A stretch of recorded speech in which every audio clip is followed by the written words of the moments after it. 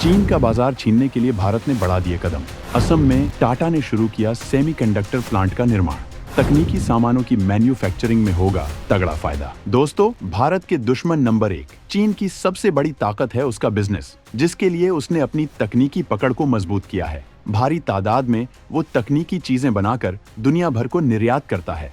भारत को भी इसके लिए चीन पर निर्भर रहना पड़ता है। इसी वजह से भारत चीन से जंग के मैदान में मुकाबले के साथ साथ आर्थिक मुकाबले की भी तैयारी कर रहा है। इसके लिए वो तमाम ऐसे उद्योगों को स्थापित कर रहा है जिससे उसे चीन से आयात न करना पड़े। इलेक्ट्रिक व्हीकल में बैटरी के लिए तमाम खनिजों की जरूरत होती है। इसके लिए पहले भारत तमाम खनिज चीन से खरीदता था, लेकिन अब भारत जाम्बिया सहित कई देशों से करार करके सीधे खनिजों के ब्लॉक खरीद रहा है, जिससे वो खुद खनिज खोजकर दुनिया को निर्यात करेगा और अपनी जरूरतें भी पूरी करेगा और चीन भारत का मुंह देखता रह जाएगा। भारत कई देशों से इस मामले में करार कर चुका है और कई देशों के साथ इसके लिए बात कर रहा है। वहीं भारत चीन की सेमीकंडक्टर इंडस्ट्री को तबाह करना चाहता है। इसके लिए वो देश के अंदर 3 सेमीकंडक्टर प्लांट लगा रहा है, जिसके लिए ताइवान की कंपनी भारत को मदद कर रही है, जिसके साथ भारत का टाटा ग्रुप मिलकर काम कर रहा है। असम में टाटा ने सेमीकंडक्टर यूनिट का निर्माण शुरू कर दिया है, जिसके भूमि पूजन कार्यक्रम में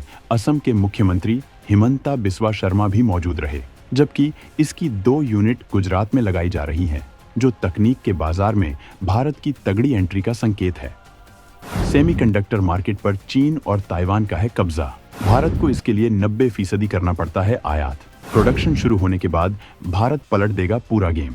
दोस्तों, सेमीकंडक्टर के मामले में फिलहाल पूरी दुनिया के बाजार में चीन और ताइवान का कब्जा है। भारत खुद इसके लिए भारी आयात करता है, लेकिन अब जब भारत खुद इसका प्रोडक्शन करने जा रहा है, तो इस मामले में पूरा गेम पलट जाएगा और भारत अब इसका आयात नहीं बल्कि निर्यात करेगा। और एक बार भारत इसमें जम गया तो फिर तमाम नई यूनिट्स खोली जाएंगी। इन यूनिट्स के खुलने से भारत की इकोनॉमी को बहुत बड़ी ताकत मिलने वाली है और देश के अंदर बड़ा रोजगार आने वाला है।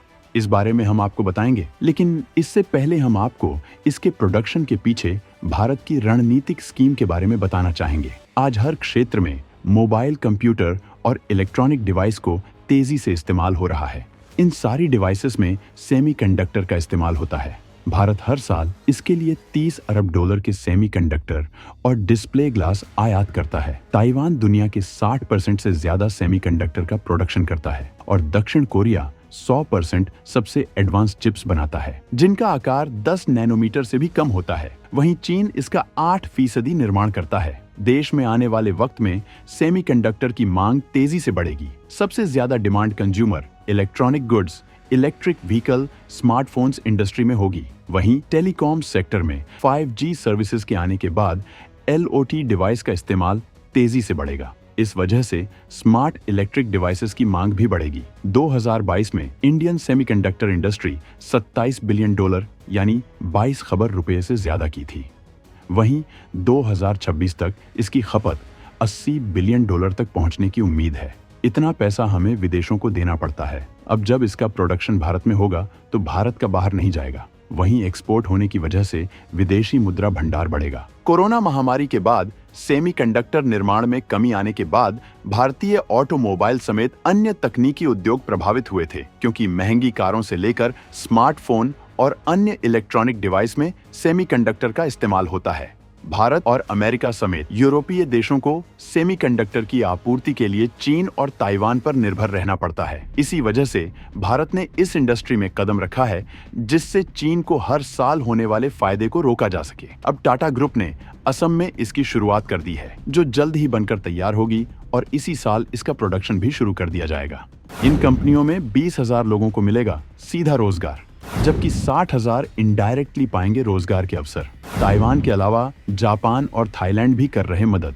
दोस्तों, भारत के इस कदम से रोजगार के बड़े अवसर भी तैयार होंगे, जो देश में बेरोजगारी को कम करने की दिशा में भी बड़ा कदम साबित होगा। इन भारत में सेमीकंडक्टर के लिए 3 यूनिट तैयार हो रही हैं, जिनसे 20,000 हाई कैटेगरी की नौकरियां और लगभग 60,000 इनडायरेक्ट रोजगार पैदा होंगे।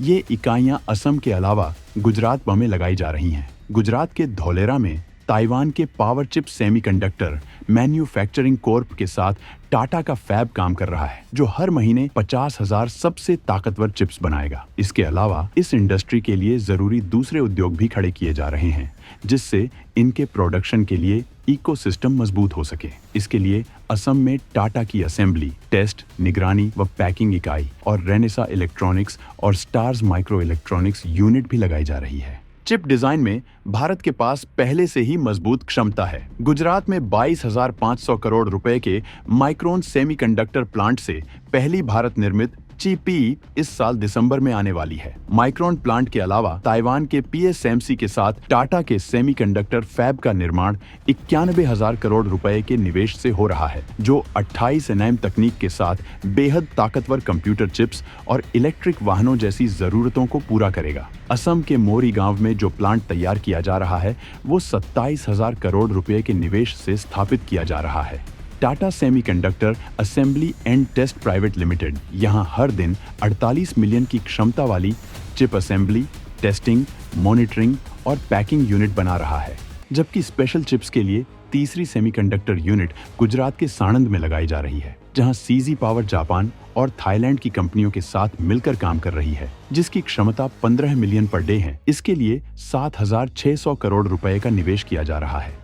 सेमीकंडक्टर्स प्रोडक्शन बेहद मुश्किल काम है। इसी वजह से तमाम ताकतवर देश भी इसका प्रोडक्शन नहीं कर पाते हैं। खुद अमेरिका इस मामले में काफी पीछे है, लेकिन भारत हर चुनौती का सामना करने को तैयार है और वो किसी भी हालत में सबसे ताकतवर बनना चाहता है। दुनिया की सबसे बड़ी आर्थिक ताकत बनना उसका सबसे बड़ा लक्ष्य है। इसी वजह से वो इस तरह की तमाम इंडस्ट्री में जगह बना रहा है। इसके निर्माण में भारी लागत निवेश, तमाम जोखिम, लंबा वक्त और टेक्नोलॉजी में तेजी से होने वाले बदलाव जैसी चुनौतियां आती हैं। इसके लिए लगातार निवेश की जरूरत होती है। वही सेमीकंडक्टर प्रोडक्शन के लिए ग्रीनफील्ड लोकेशन पर इकोसिस्टम को विकसित करना बहुत बड़ी चुनौती है, क्योंकि इसके लिए मजबूत इंफ्रास्ट्रक्चर की जरूरत होती है, जिसमें बिजली, भारी तादाद में साफ पानी और महंगी वाटर प्यूरिफाइंग फैसिलिटी स्थापित करनी पड़ती है। इसके अलावा चिप बनाने के लिए सैकड़ों केमिकल्स और गैसों की भी जरूरत होती है, जिसके लिए भारत कमर कस चुका है और जल्दी ही वो इस मामले में दुनिया के अंदर बड़ा खिलाड़ी बन जाएगा और सेमीकंडक्टर के बाजार में बहुत बड़ी हिस्सेदारी हासिल करेगा। तो दोस्तों, इस बारे में आप क्या सोचते हैं? कमेंट करना न भूलें और अगर आपको भारत की आर्थिक उड़ान का ये वीडियो पसंद आया हो तो इसे लाइक जरूर करें।